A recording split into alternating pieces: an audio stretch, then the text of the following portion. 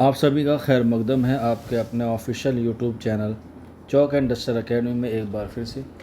उम्मीद है आप लोग खैर आफियत से होंगे और आज आप लोगों के सामने मैं हाज़िर हूँ एक नए सेशन के साथ।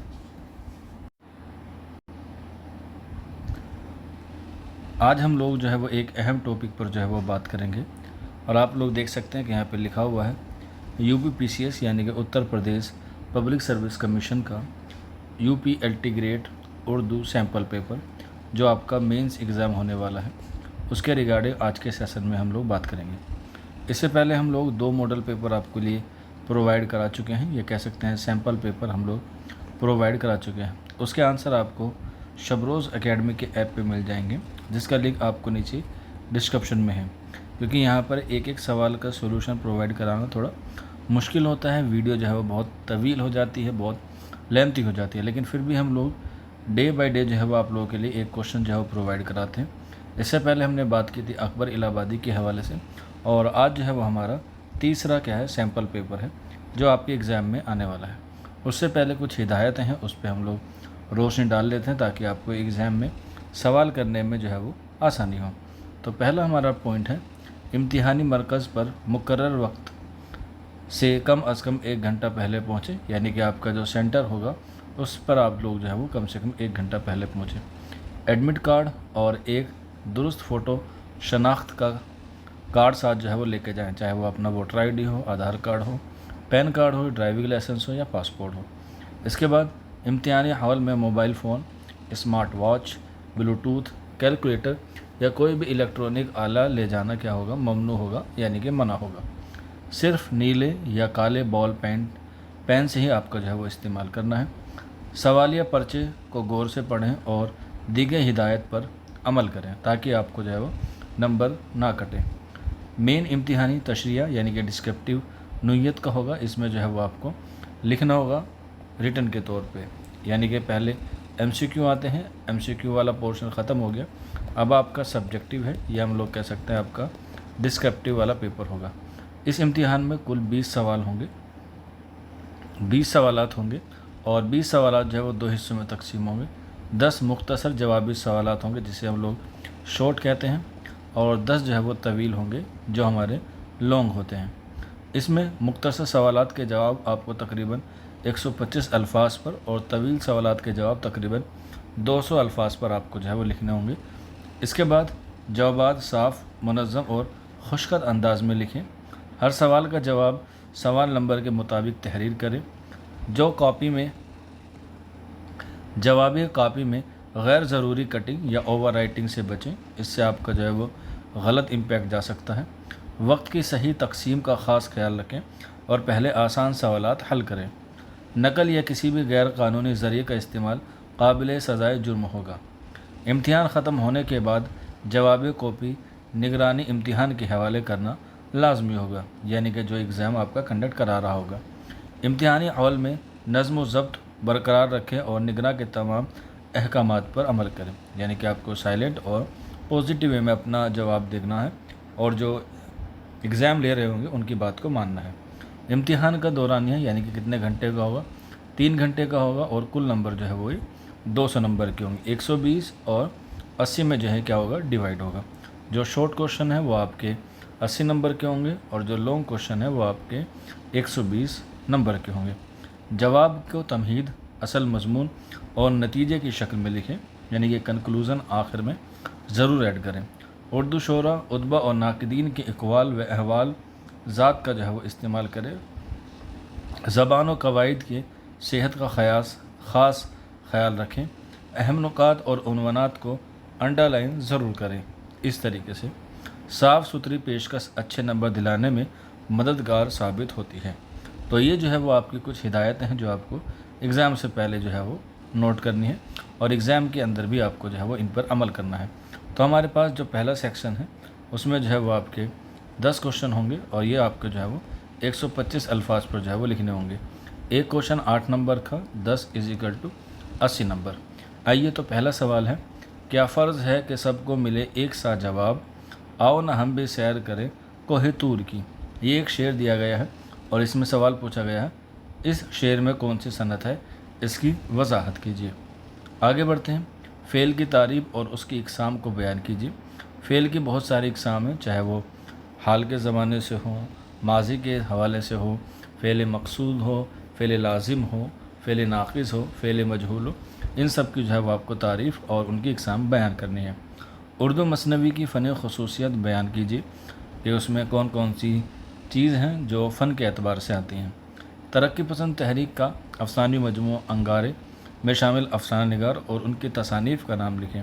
4 افسانہ نگار ہیں اور ان کے جو ہے وہ افسانے 10 ہیں، ان کے بارے میں آپ کو جو ہے وہ مختصر جو ہے وہ لکھ دینا ہے۔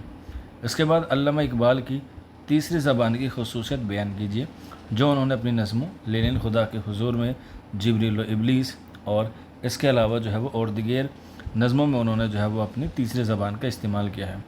اس کے بعد ہماری شاعری پر ایک تنقیدی نوٹ لکھیے۔ یہ مقدمہ شعر و شاعری کے جواب میں لکھی گئی تصنیف ہے مسعود حسین رضوی ادیب کی، اسی پر آپ کو جو ہے وہ ایک تنقیدی نوٹ لکھنا ہے۔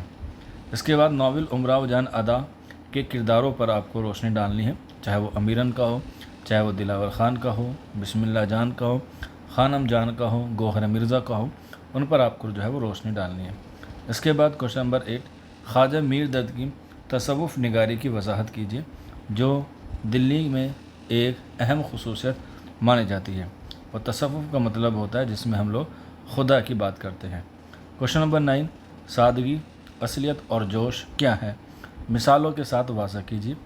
سادگی، اصلیت اور جوش یہ تینوں لفظ جو ہے وہ ملٹن سے لیے ہیں، الطاف حسین حالی نے، اس پر آپ کو جو ہے وہ روشنی ڈالنی ہے۔ اس کے بعد سوال نمبر 10 کسی ایک پر مضمون لکھیں۔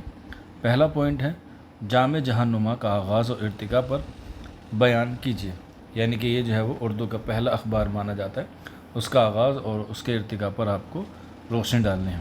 اس کے بعد سوال نمبر 2 ہے محمد قلی قطب شاہ کے 17 تخلص ہیں، ان کا جو ہے وہ نام لکھیے، حالانکہ یہ 18 بھی ہیں، ایک ان کا تیلگو زبان میں بھی ہے، ترکمان جسے ہم لوگ کہتے ہیں، تو اس طریقے سے ان کے جو 17 تخلص ہے اس پر بھی آپ لوگ جو ہے وہ روشنی ڈال سکتے ہیں۔ تو یہ ہمارے کیا ہوئے پہلا سیکشن ہوا۔ اب ہم لوگ بات کرتے ہیں طویل کوشچن کی، یعنی کہ سیکشن بی کی، جس میں آپ سے 10 سوال ہوں گے اور ایک سوال جو ہے وہ آپ کا 12 نمبر کا ہوگا، یعنی کہ 120 مارکس آپ کو جو ہے وہ لانا ہے۔ یاد رکھیے گا یہ جو ہے وہ آپ کو 200 الفاظ میں مکمل کرنا ہے۔ پہلا سوال ہے موازنہ انیس و دبیر کے پس منظر میں علامہ شبلی نعمانی کی تنقید نگاری پر روشنی ڈالیے، اور وہ کیا ہے تقابلی تنقید کے حوالے سے۔ اس کے بعد پوائنٹ نمبر 2 یا سوال نمبر 2 مسدس حالی کے تاریخ اسلام کے موضوع کی وضاحت کیجیے۔ مسدس حالی الطاف حسین حالی کی لکھی ہوئی کتاب ہے جو 1879 میں لکھی گئی، اس کا موضوع تاریخ اسلام ہے، اس کی جو ہے وہ آپ کو وضاحت کرنی ہے۔ اس کے بعد سوال نمبر 3 علم بیان کے تمام ارکان کو مثالوں کے ساتھ سمجھائیے۔ علم بیان کے 4 ارکان ہیں جس میں تشبیہ، استعارہ، مجاز مرسل اور کنایہ ہے، ان کی مثالیں آپ کو جو ہے وہ بتانی ہیں۔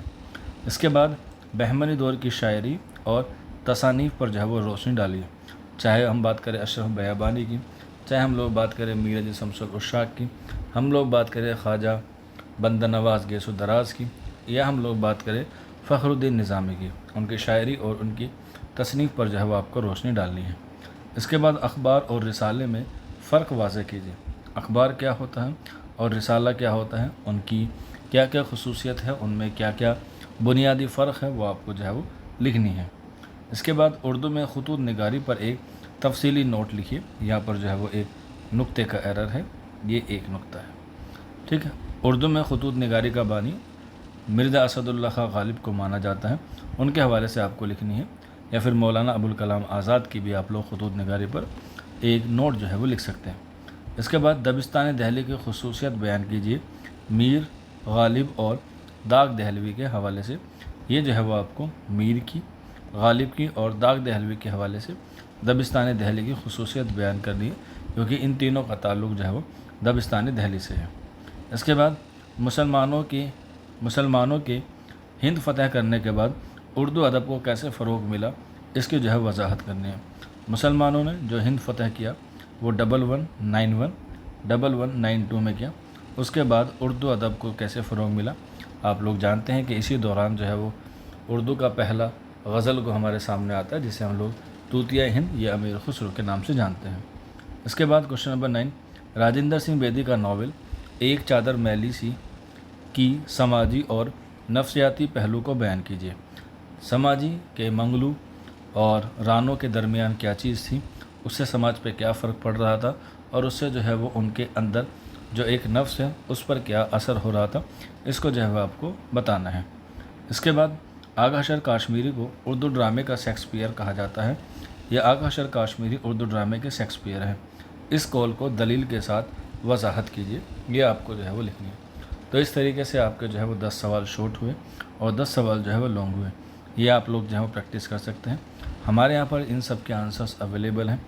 आप लोग प्ले स्टोर पर जाइएगा, शबरोज़ एकेडमी करके आप लोग ऐप डाउनलोड करेंगे, आपको सारी इन्फॉर्मेशन या सारे सवाल के जवाब वहाँ पे मिल जाएंगे, PDF फॉर्मेट में भी और उसके साथ साथ जो है वो लेक्चर फॉर्मेट में भी।